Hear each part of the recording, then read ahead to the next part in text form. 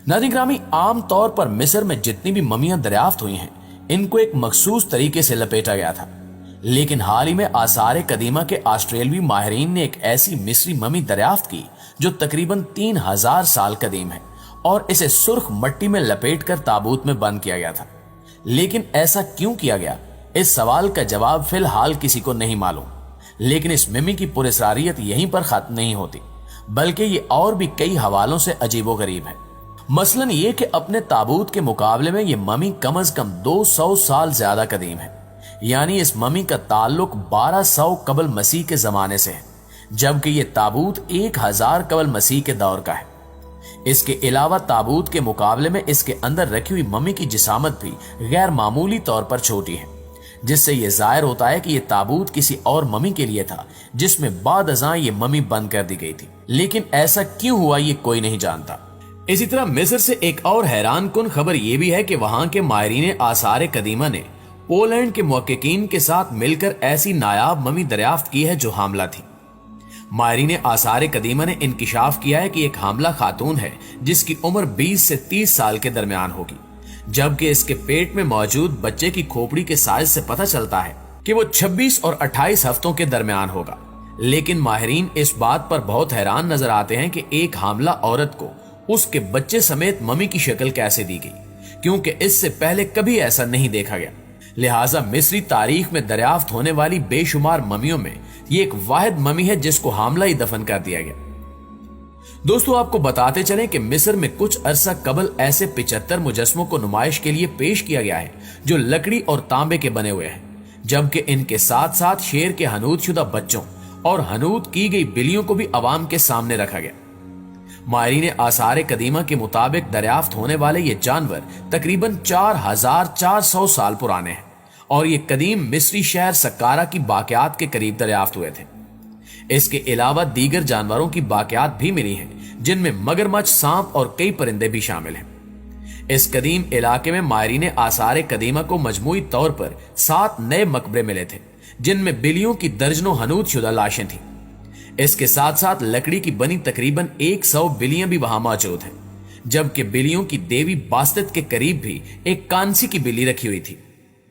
कदीम मिस्री लाशों को बाद अज मर्ग जिंदगी के लिए हनूद कर दिया करते थे, जबकि ऐसी हनूद शुदा लाशों के पास पालतू और जंगली जानवर भी रखे जाते थे, जो या तो इनकी हिफाजत या फिर तन्हाई में साथ देने की गरज से रखे जाते थे। कदीम मिस्री मजहब में बिल्ली और भंवरों को इंतहाई ताकतवर मजहबी अलामात समझा जाता था।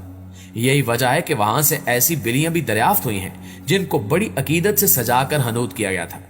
लेकिन एक पुरस्कार सा सवाल यह भी पैदा होता है कि आखिर ये कदीम मिस्री बिल्लियों से इतनी अकीदत क्यों रखते थे। इस हवाले से कहा जाता है कि मिस्री अपने से ज्यादा बिल्लियों की हिफाजत करते थे और हर वक्त इनके आगे खाने का ढेर लगाए रखते थे, और हैरान कुन तौर पर यह लगाव इतना गहरा था कि इंसान तो भूख से बिलक बिलक कर मर जाते, लेकिन इन बिल्लियों को किसी किस्म की कोई कमी नहीं आने दी जाती। कदीम मिस्रियों की बिल्लियों से मोहब्बत का अंदाजा आप इस बात से भी लगा सकते हैं कि जब इनकी बिल्ली मर जाती तो ये अपने सर और भौं के बाल तक मुंडवा देते, और ये सिलसिला उस वक्त तक जारी रहता जब तक इनको कोई दूसरी बिल्ली ना मिल जाती। ये मिस्री बिल्लियों से इतनी मोहब्बत क्यों करते थे और इन्हें क्यों पूजते थे, ये पुरस्कार राज अभी तक राज ही है, जिसे जानने के लिए तहकीक जारी है। दोस्तों, मिस्र का जिक्र हो और एहराम मिस्र पर बात ना हो तो सब कुछ अजीब अजीब सा लगता है, क्योंकि ये कई सदियां गुजर जाने के बाद भी एक मुहिम्मा है और 5000 साल पुराने इन तिकोन नुमा पहाड़ों पर आज भी मुख्तलिफ तरीकों से रिसर्च जारी है, मगर मुहिम्मा हल नहीं हो रहा।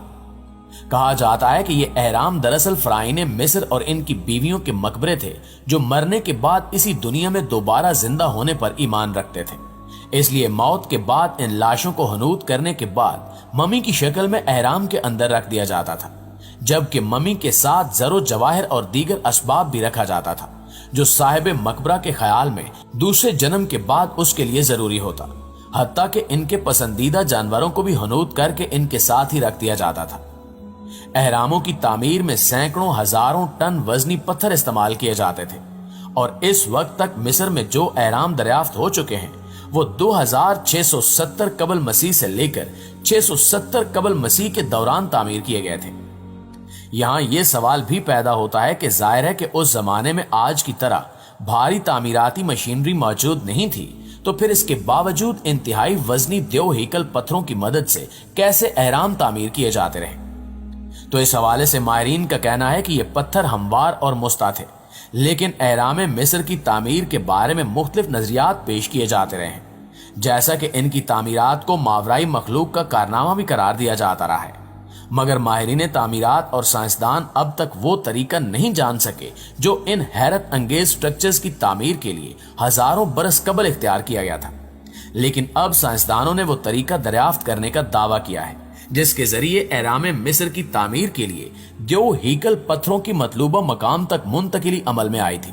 साइंसदानों का मानना है कि अहरामों की तामीर के लिए पत्थर तराश खराश कर दूर दराज मकामात से लाए जाते थे, जबकि अहरामों की तामीर के लिए मिस्रियों को इंतहाई वजनी पत्थर सहरा में ले जाने पड़ते थे।